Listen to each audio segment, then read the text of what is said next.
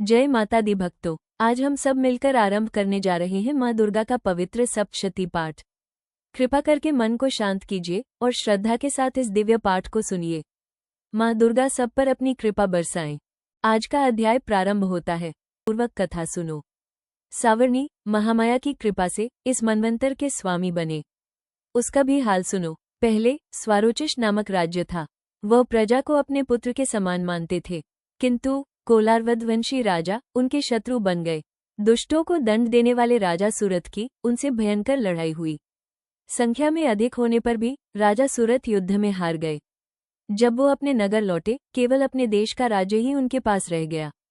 वह उसी देश के राजा बनकर राज्य चलाने लगे, किंतु शत्रुओं ने वहां भी आक्रमण किया। राजा को बलहीन देखकर दुष्ट मंत्रियों ने उनकी सेना और खजाना अपने अधिकार में ले लिया। राजा सूरत अपने राज्य के व्यवहार से हारकर शिकार खेलने के बहाने घोड़े पर सवार होकर एक भयंकर वन की ओर चले गए।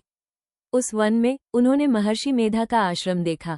वहां महर्षि अपने शिष्यों तथा मुनियों के साथ शांतिपूर्वक विराजमान थे। वहां कोई हिंसा नहीं थी, सब परम शांति भाव से रहते थे।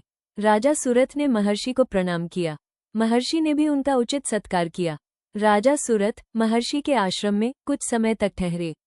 अपने नगर की ममता के आकर्षण से राजा सोचने लगे, पूर्व काल में पूर्वजों ने इस नगर का पालन किया था, वह आज मेरे हाथ से निकल गया। मेरे दुष्ट एवं दुरात्मा मंत्री मेरे नगर की अब सीमा से रक्षा कर रहे होंगे या नहीं। मेरा प्रधान हाथी, जो सदा मद की वर्षा करने वाला और शूरवीर था, मेरे वैरियों के वश में होकर न जाने क्या दुख भोग रहा होगा। मेरे आज्ञाकारी नौकर, जो मेरी कृपा से वस्त्र और भोजन पाने से सदैव सुखी रहते थे और मेरे पीछे पीछे चलते थे, वह अब निश्चय ही दुष्ट राजाओं का अनुसरण कर रहे होंगे। मेरे दुष्ट एवं दुरात्मा मंत्रियों द्वारा व्यर्थ ही धन को व्यय करने से संचित किया हुआ मेरा खजाना एक दिन अवश्य खाली हो जाएगा। इस प्रकार की बहुत सी बातें सोचता हुआ राजा निरंतर दुखी रहने लगा। एक दिन राजा सूरत ने महर्षि मेधा के आश्रम में निकट एक वैश्य को देखा। राजा ने उससे पूछा, भाई तुम कौन हो? यहाँ तुम्हारे आने का क्या कारण है? और तुम मुझे शोकग्रस्त अन्य से दिखाई देते हो, इसका क्या कारण है? राजा के यह नम्र वचन सुनकर वैश्य ने महाराज सूरत को प्रणाम किया। फिर वैश्य बोला, राजन, मेरा नाम समाधि है। मैं वणिकों के कुल में उत्पन्न एक वैश्य हूँ। मेरे दुष्ट स्त्री पुत्रादियों ने लोभ से मेरा सब धन छीन लिया और मुझे घर से निकाल दिया। मैं इस तरह से दुखी होकर इस वन में चला आया हूँ, और यहाँ रहते हुए मैं इस बात को भी नहीं जानता कि अब घर में सब कुशल है या नहीं। यहाँ मैं अपने परिवार का आचरण संबंधी कोई समाचार भी नहीं पा सकता। क्या वो घर में इस समय कुशल पूर्वक है या नहीं? मैं अपने पुत्रों के संबंध में ये भी नहीं जानता, क्या वो सदाचारी हैं या दुराचार में फंसे हुए हैं। राजा बोले, जिन लोभी स्त्री और पुत्रों ने तुम्हें घर से निकाल दिया है, फिर भी तुम्हारा चित्त उनसे क्यों प्रेम करता है? वैश्य ने कहा, मेरे विषय में आपका ऐसा कहना ठीक है, किंतु मेरा मन इतना कठोर नहीं है। यद्यपि उन्होंने लोभ में पड़कर पितृस्नेह को त्याग कर मुझे घर से निकाल दिया है, तो भी मेरे मन में उनके लिए कठोरता नहीं आती। हे महामते, मेरा मन फिर भी उनमें क्यों फंसा हुआ है, इस बात को जानकर भी मैं नहीं जान पा रहा। मेरा चित्त उनके लिए दुखी है। मैं उनके लिए लंबी लंबी सांसें ले रहा हूँ।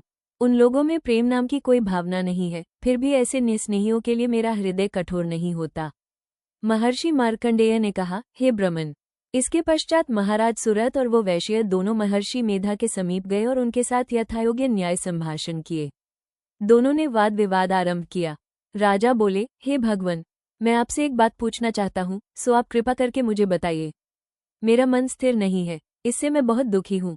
राज्य धनादि की चिंता अभी तक मुझे बनी हुई है, और मेरी यह ममता अज्ञानियों की तरह बढ़ती ही जा रही है। और यह समाधि नामक वैश्य भी अपने घर से अपमानित होकर आया है। इसके स्वजनों ने भी इसे त्याग दिया है। स्वजनों से त्यागा हुआ भी यह उनसे हार्दिक प्रेम रखता है। इस तरह हम दोनों ही दुखी हैं। हे महाभाग, उन लोगों के अवगुणों को देखकर भी हम दोनों के मन में उनके लिए ममता और आकर्षण उत्पन्न हो रहा है। हमारे ज्ञान रहते हुए भी ऐसा क्यों है? अज्ञानी मनुष्यों की तरह हम दोनों में यह मूर्खता क्यों है? महर्षि मेधा ने कहा, विषम मार्ग का ज्ञान सब जीवों को है। सबों के लिए विषय भिन्न भिन्न होते हैं। कुछ प्राणी दिन में नहीं देखते और कुछ रात्रि में, परंतु ऐसे जीव भी हैं जो दिन तथा रात दोनों में देख सकते हैं। ये सत्य है कि मनुष्यों में ज्ञान प्रधान है, किंतु केवल मनुष्य ही ज्ञानी नहीं होता। पशु पक्षी आदि भी ज्ञान रखते हैं। जैसे ये पशु पक्षी ज्ञानी है, वैसे ही मनुष्यों का ज्ञान है, और जो ज्ञान मनुष्यों में है वैसा ही पशु पक्षियों में भी है, तथा अन्य बातें भी दोनों में एक जैसी पाई जाती हैं। ज्ञान होने पर भी इन पक्षियों की ओर देखो कि अपने भूख से पीड़ित बच्चों की चोंच में कितने प्रेम से अन्न के दाने डालते हैं। हे राजन, ऐसा ही प्रेम मनुष्यों में अपनी संतान के प्रति भी पाया जाता है। लोभ के कारण अपने उपकार का बदला पाने के लिए मनुष्य पुत्रों की इच्छा रखते हैं और इस प्रकार मोह के गड्ढे में गिरते रहते हैं। भगवान श्रीहरि की जो माया है, उसी से यह संसार मोहग्रस्त हो रहा है। इसमें आश्चर्य की कोई बात नहीं, क्योंकि वो भगवान विष्णु की योग निद्रा है। यह माया ही तो है जिसके कारण संसार मोह में डूबा हुआ है। यही महामाया भगवती देवी ज्ञानी जनों के चित्त को बलपूर्वक खींचकर मोह में डाल देती है, और उसी के द्वारा संपूर्ण जगत की उत्पत्ति होती है। यही भगवती देवी प्रसन्न होकर मनुष्य को मुक्ति प्रदान करती है। यही संसार के बंधन का कारण है तथा संपूर्ण ईश्वरों की भी स्वामिनी है। महाराज सूरत ने पूछा, भगवन, वो देवी कौन सी है जिसे आप महामाया कहते हैं? हे ब्रह्मन, वो कैसे उत्पन्न हुई और उसका कार्य क्या है? उसके चरित्र कौन कौन से हैं? प्रभो, उसका कैसा प्रभाव हो, कैसा स्वरूप हो, वो सब कृपा कर मुझसे कहिए, मैं आपसे सुनना चाहता हूँ। महर्षि मेधा बोले, राजन, वो देवी तो नित्य स्वरूपा है, उसके द्वारा ये संसार रचा गया है। जब जब उसकी उत्पत्ति अनेक प्रकार से होती है, वो सब आप मुझसे सुनिए। वो देवताओं का कार्य सिद्ध करने के लिए प्रकट होती है, उस समय वो उत्पन्न हुई कहलाती है। संसार को विलय देने के समय जब भगवान विष्णु योगनिद्रा का आश्रय लेकर शेषशैया पर सो रहे थे, तब मधु कैटब नाम के 2 असुर उनके कानों के मैल से प्रकट हुए और वे श्री ब्रह्मा जी को मारने के लिए तैयार हो गए।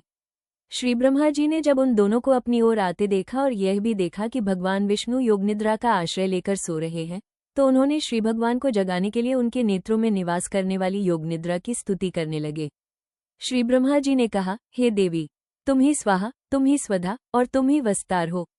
स्वर भी तुम्हारा ही स्वरूप है, तुम ही जीवन देने वाली सुधा हो। नित्य अक्षर प्रणव में अकार, उकार, मकार, इन तीनों में माताओं के रूप में तुम ही स्थित हो।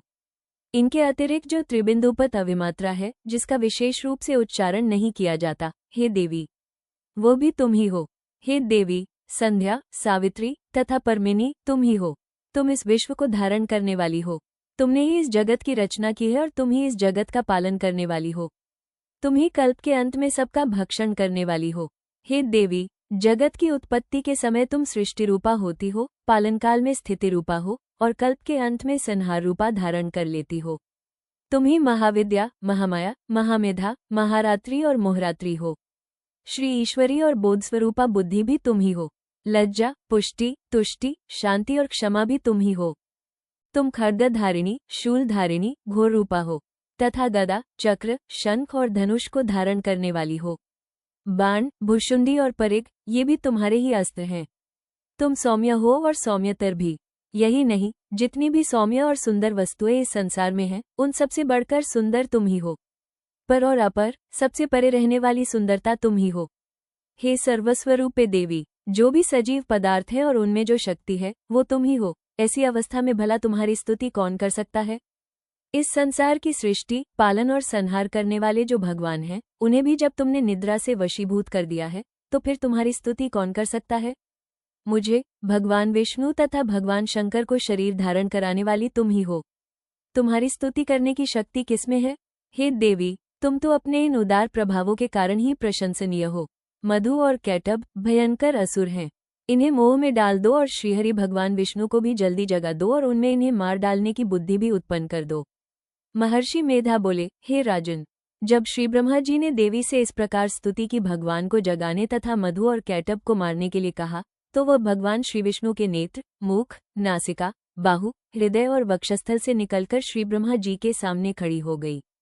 उनका ऐसा करना था कि भगवान श्रीहरि तुरंत जाग उठे और दोनों असुरों को देखा, जो अत्यंत बलवान तथा पराक्रमी थे। वे क्रोध से तिनके नेत्र लाल हो रहे थे और वे ब्रह्मा जी का वध करने के लिए तैयार थे।